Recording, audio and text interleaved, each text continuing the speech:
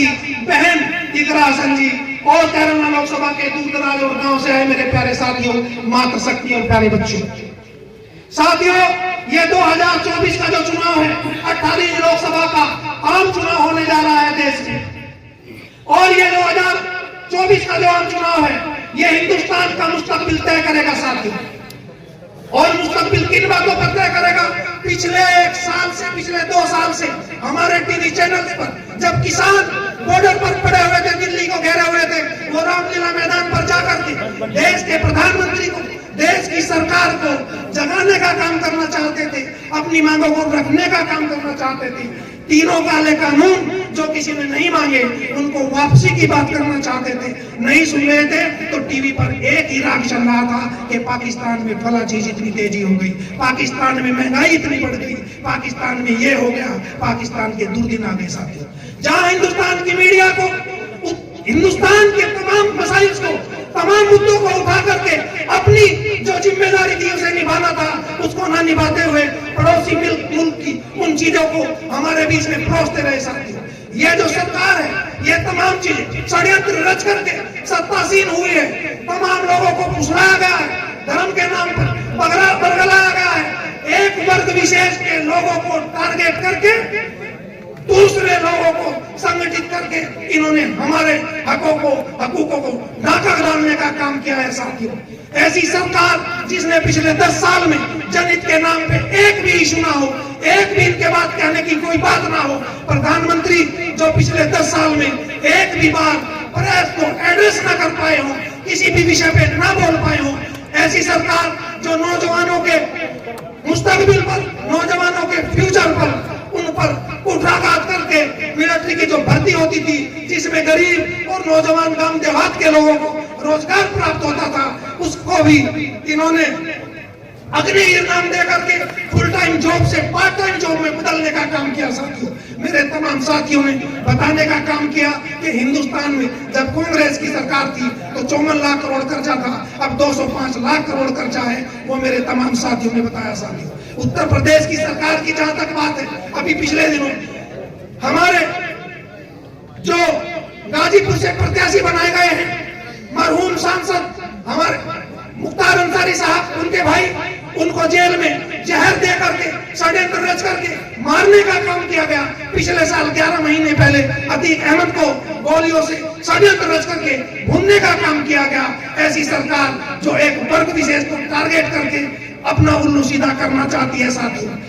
ऐसे लोगों से मेरे हिंदू समाज के भाइयों को सावधान रहना होगा साथियों। मैं ये समझता हूं कि अब्दुल की चूड़ी टाइट करने से ना किसी सैनी को कुछ मिलेगा, ना किसी कश्यप को कुछ मिलेगा, ना किसी पिछड़े को कुछ मिलेगा साथियों।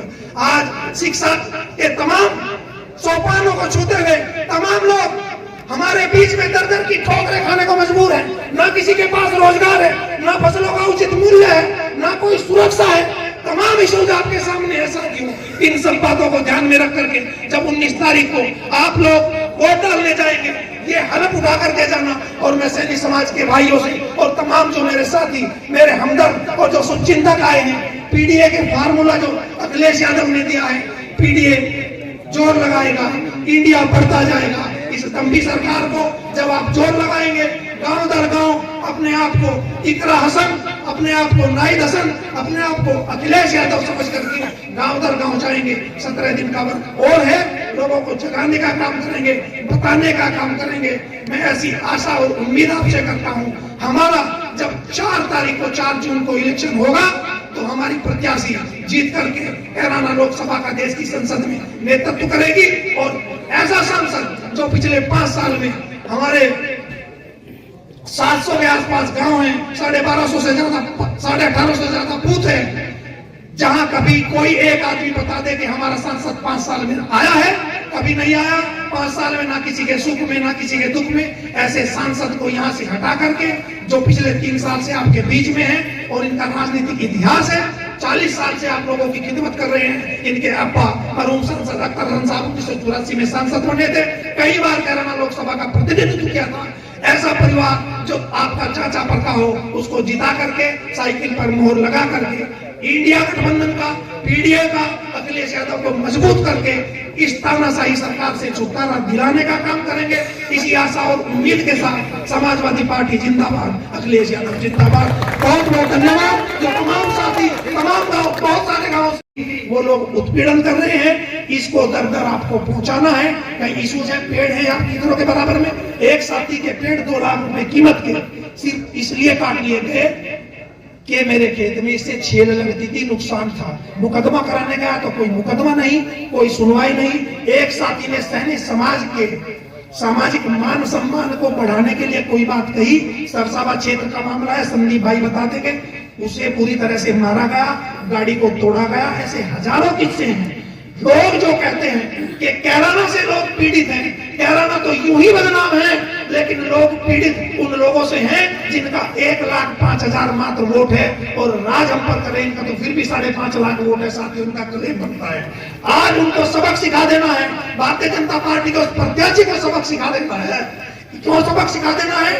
5 नेता है जो टिकट की आस में वहां सहारनपुर लोकसभा में लगे हुए थे, सबका इलाज भरने का काम किया है। और समाजवादी पार्टी ने बिजनौर पे आपको टिकट दिया, उससे आगे जाओ एटा पे टिकट दिया, और आगे जाओ फरुखाबाद पे टिकट दिया, और आगे जाओ तो आपके आंवला पे टिकट दिया, और 2 टिकट समाजवादी पार्टी के नेता और देने जा रहे हैं। समाजवादी पार्टी के नेता बाहें फैलाए हुए खड़े हैं। सैनिक समाज जो 12% की तादाद में है, इस मौके को भुनाने का काम करेगा, ऐसी उम्मीद रखता हूं। और सहारनपुर मंडल में राजपाल सैनी को चुनाव लड़ाया था, पिछला भी इतिहास देख लो। धर्म सिंह सैनी पार्टी छोड़कर गए, उनको चुनाव लड़वाया।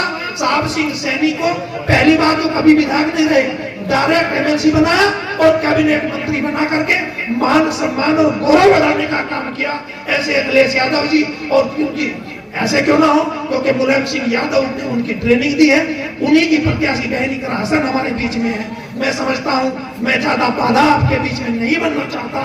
आप सब लोग ये आज हलफ उठा करके जाएंगे, हैद करके जाएंगे, संकल्प लेकर के जाएंगे कि 19 तारीख में सैनिक समाज का और तमाम बंधु जो वहां है, विशेष रूप से अपने सैनियों को कहना चाहता हूं, तमाम जब हम टिकट मांगते हैं और हमारे सामने एक ही सवाल आता है, कोई कहीं का भी हो, ये सैनिक तो बीजेपी का है। और जब सैनिक बीजेपी का है तो सैनिकों को सपा पे टिकट मांगने का अधिकार नहीं है। लेकिन कितना बड़ा दिल है अखिलेश यादव का, अब तक 5 टिकट दे दिए और 2 और देने जा रहे हैं। आपकी तरफ तक टिकट लगाए बैठे हैं, पीडीए का नारा भी दिया है, और पीडीए के नारे में छुपा हुआ है जो समाज अब तक राजनीतिक रूप से और सामाजिक रूप से हिस्सेदारी से वंचित है, उसकी उस हिस्सेदारी को देने के लिए अखिलेश यादव तैयार खड़े हैं। आपको इसे कैश कराना है। और जब हमारी 2 तारीख में मीटिंग हुई थी, उन्होंने कहा था कि पश्चिम उत्तर प्रदेश में 12 टिकट विधानसभा के अकेले सैनिक समाज को देने का काम करूंगा, ये उन्होंने हमसे वायदा भी किया है। और 2 टिकट देने का उनका वायदा था हमसे लोकसभा के। अब रोहा भी वो देने जा रहे थे, कैराना में से और बिजनौर में से 1 देनी थी, लेकिन इतना बड़ा नाम है, हम टिक नहीं सकते। मनोवरसान करते कितना बड़ा मामला है इनका, है ना।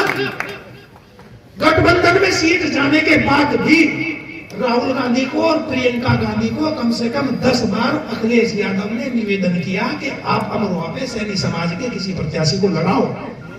और जिस समाज को आप देखते हैं, कमाल अख्तर नाम के हमारे वहां विधायक हैं, पूर्व सांसद हैं, एक मेरा करीब भाई चंद्रपाल सैनी, बिल्कुल ये समझ लो कच्चे मकान वाला, अखिलेश यादव के सामने उन्होंने कहा इस प्रत्याशी को आप चुनाव लड़वाओ, और अगर पैसे की कोई बात है, कुछ लोगों ने इसकी शिकायत कर दी, ये गरीब है, 5 करोड़ रुपए सुबह ही जमा करा लो, खर्च के नाम के खर्च करेगा। यानी वो मुस्लिम भाई जिसको हम हिकारत वाली जगहों से देखते हैं, आपके लिए अलग पावड़े बिछाए बैठे हैं, कमाल अख्तर के रूप में हो। जैसे आपने इतिहास को जाओ, सावित्रीबाई फुले को तमाम लोग पूछते हैं, ज्योतिबा फुले को तमाम लोग पूछते हैं, उनको भी जब इन्होंने महिलाओं के लिए स्कूल खोलने का काम किया, वो महिला कोई और नहीं थी, मुस्लिम महिला थी, शेख कोई नाम करके मैं फातिमा शेख थी, जिन्होंने 3 महिलाओं के कॉलेज खोलने के लिए और तमाम मुस्लिम उस समय के जो रियासतदार थे, जो राजा थे, तमाम आर्थिक मदद देने का काम किया था। आज जो ये महिलाएं शिक्षा ग्रहण कर रही है, आज कहीं चूल्हा चौका खेत में निराई गुड़ाई कर रही होती, अगर ये देन है ज्योतिबा फुले की है, फातिमा शेख की है, उस विचार की है। और देखो उदाहरण किस तरह का आपके बीच में है। जिन लोगों ने आपको यहां खड़ा किया, डॉक्टर अंबेडकर साहब, उनके 2 बच्चे जो कुपोषण का शिकार होकर के मर गए और उनकी पत्नी तपेदिक से, टीबी से होकर के मर गई। ऐसा आदमी जब वो अपने समय में थे, तमाम जो विद्वान लोग थे उन्होंने उनके बारे में कहा कि आज हिंदुस्तान में इनके बराबर कोई दूसरा पढ़ा लिखा नहीं है। वो अपने बच्चों का भी कर सकते थे और पैसा भी कमा सकते थे। ज्योतिबा फुले के बारे में भी यही बात है कि उस समय जो आज टाटा, बिरला, अंबानी है, 20,000 की जो उस समय थी संपत्ति उनकी 2,20,000 में समथिंग कुछ था, उतनी उनकी प्रॉपर्टी उस समय थी। उन्होंने उसको लात मारी और समाज के उत्थान के लिए काम किया। लोगों ने अपना न्यौछावर किया है जीवन, अपनी संपत्ति को सिर्फ और सिर्फ इस सपने को संजीदगी देने के लिए, जिंदा करने के लिए कि पूरा देश ही वसुधैव कुटुंबकम की भावना को आत्मसात करके मेरा परिवार है, अपना जीवन को लगाया है, खपाया है। उनके उस जीवन को बचाना है, संविधान को बचाना है, क्योंकि यहाँ बहुदलीय शासन व्यवस्था है और ये सरकार कहती है, इनका मिनिस्टर कहता है, प्रधानमंत्री के आर्थिक सलाहकार कहते हैं, बस 1 मिनट लूंगा, कि 100 साल में संविधान बदल जाना चाहिए। 400 पार कर दो, हम संविधान बदल देंगे। इस सरकार को नेस्ता नाबूद करना है, इनके मंसूबों को नेस्ता नाबूद करना है। संविधान का शासन होगा, आम आदमी की पूछ होगी, ऐसी सरकार को हमें काम करना है। इसी बात के साथ समाजवादी पार्टी जिंदाबाद, अखिलेश यादव जिंदाबाद, बहन इकरा संघ जिंदाबाद।